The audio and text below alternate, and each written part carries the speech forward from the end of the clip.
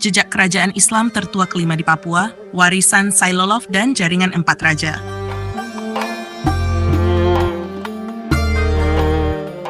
Kerajaan Sailolof tumbuh sebagai kerajaan Islam pesisir selatan Pulau Salawati, berpusat di kampung Sailolof, bagian jaringan empat raja warisan Gurabesi yang tunduk kepada Kesultanan Tidore hingga masa kolonial Belanda. Telusur jejak peradaban luhur bersama Umbi Haur. Inilah kerajaan Islam tertua kelima di Papua, Kerajaan Sailolof.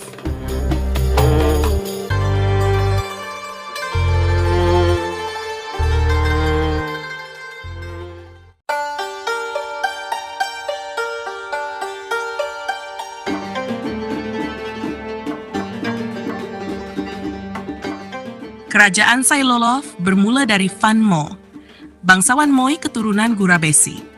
Ia membentuk pemerintahan lokal sekitar akhir abad ke-15 untuk menegaskan identitas politik pesisir dan warisan budaya dari leluhur maritim.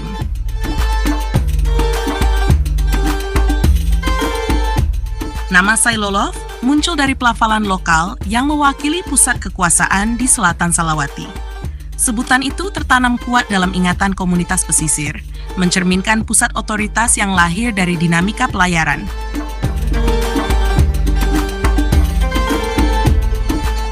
Empat kerajaan di Raja Ampat, Waigeo, Misoul, Salawati, dan Sailolof, terkait dalam sistem konfederatif. Jejaring ini berakar dari ekspedisi Gurabesi yang membangun matriks kekuasaan antar pulau di wilayah Kepala Burung Papua.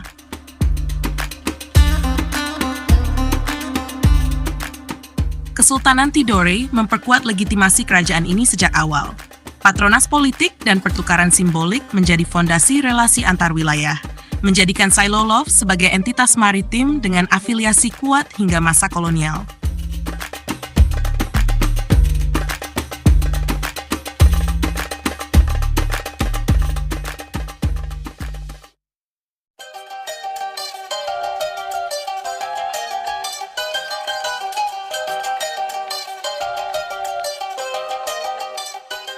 Islam mulai tumbuh melalui pernikahan strategis antara bangsawan Sailolof dan pihak dari Tidore serta Bacan.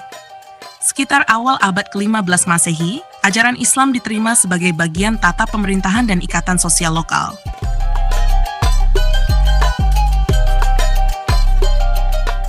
Gelar kehormatan seperti Fun Kalana menjadi simbol Islamisasi. Tradisi ritual memadukan hukum adat dan nilai Islam, menciptakan harmoni spiritual yang membentuk karakter khas masyarakat pesisir Salawati dan warisan budaya Moi Islami.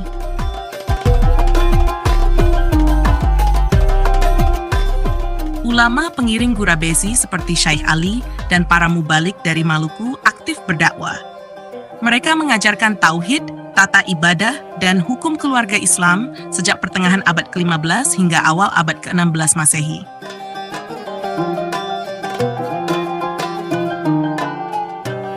Sailolof membangun simpul keagamaan dengan jalur laut ke Tidore. Kitab suci dan ajaran Islam menyebar melalui pelaut, menjadikan pelabuhan Sailolof sebagai penghubung penting dalam dinamika dakwah Nusantara Timur.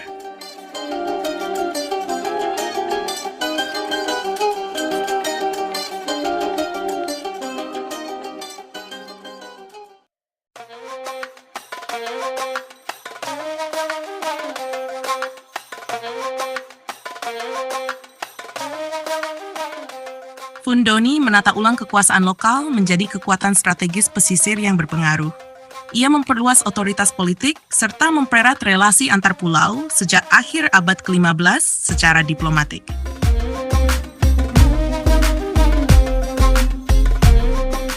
Kiprah Fundoni didukung para pemuka adat, pelaut, dan utusan dagang.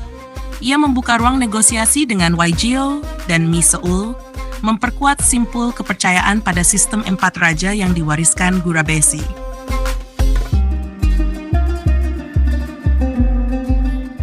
Sosok penting lainnya ialah Fun Kalana yang mematangkan struktur kekuasaan. Ia memimpin ekspedisi laut kecil sebagai simbol kedaulatan dan menjaga kedekatan dengan Kesultanan Tidore melalui pengiriman utusan.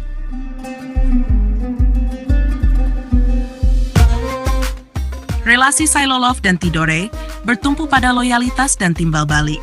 Para penguasa lokal kerap diundang dalam musyawarah kerajaan serta diberi otoritas terbatas mengelola wilayah pesisir strategis sekitar Salawati.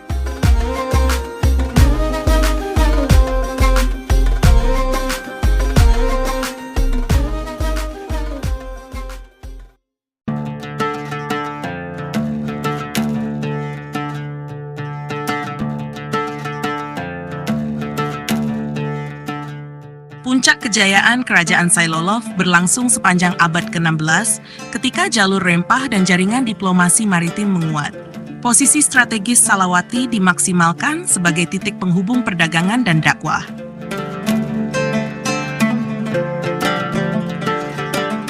Fun Kelana dikenal sebagai tokoh utama yang memperluas pangkalan dagang serta memperkuat aliansi antar wilayah. Ia membangun pelabuhan kecil dan menjaga hubungan diplomatik erat dengan Kesultanan Tidore.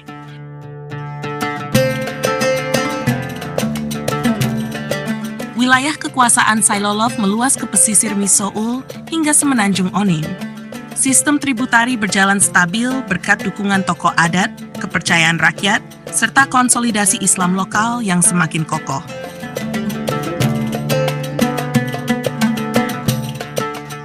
Perannya dalam proses Islamisasi tidak terbatas pada wilayah sendiri. Sailolof menjadi simpul perlintasan para ulama dari Maluku yang berdakwah ke Papua Barat melalui jalur laut dan komunitas pesisir.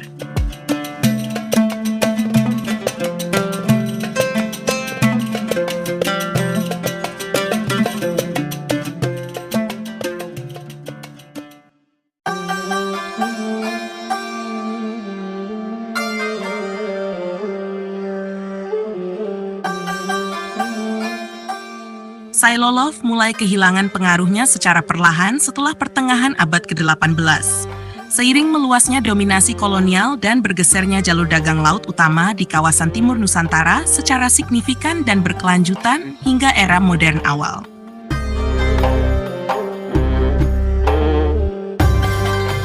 Otoritas lokal menyusut akibat tekanan administratif Belanda dan keruntuhan ekonomi pesisir. Struktur kekuasaan tradisional mengalami restrukturisasi, digantikan sistem distrik dan kontrol birokrasi kolonial yang terpusat melalui pos-pos pengawasan dan kepatuhan pajak laut.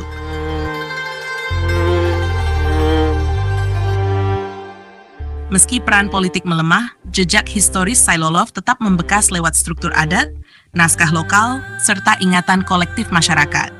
Situs-situs bekas benteng, pelabuhan tua, dan batu petilasan raja dijaga secara turun-temurun.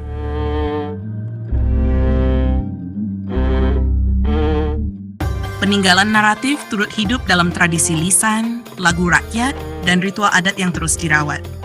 Di balik keterasingan geografis, semangat maritim kerajaan masih terasa dalam pola pelayaran rakyat serta relasi kultural antar pulau hingga kini.